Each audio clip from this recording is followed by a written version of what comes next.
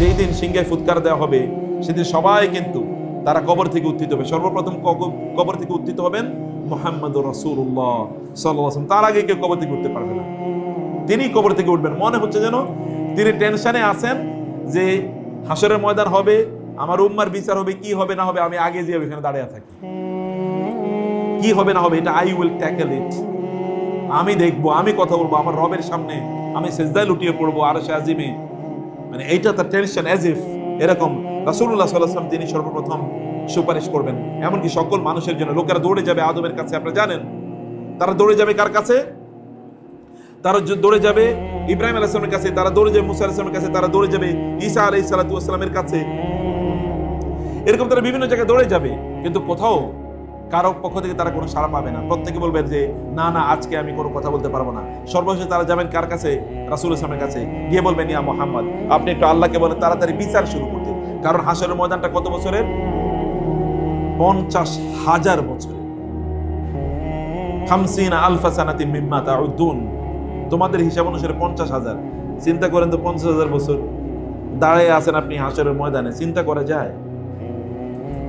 এই যে একটা বিশাল বিস্তৃত একটা সময়, এই সময়ে লোকেরা যখন পেরেশান হয়ে যাবে, তারা দৌড়ে যাবে রাসূলের কাছে।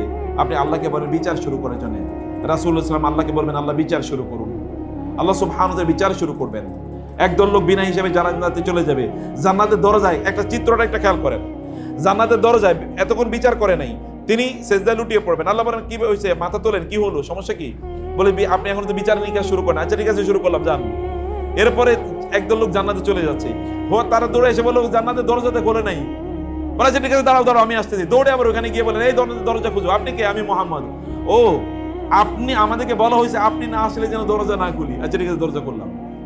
ঠিক আছে, লোকজনকে যেতে দাও না, আপনি আগে ঢুকতে হবে। আমাকে নির্দেশ দেওয়া হয়েছে, আপনি যদি আগে জান্নাতে প্রবেশ না করেন তাহলে কেউ জান্নাতে ঢুকতে পারবে না। উনি আগে জান্নাতে ঢুকলেন, ঢুকার পরে এবার পারমিশন দেওয়া হলে এবার লোকেরা ঢুকবে।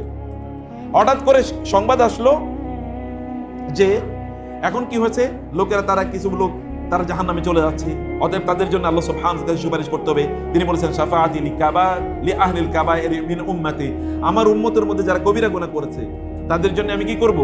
তাদের জন্য আমি সুপারিশ করব।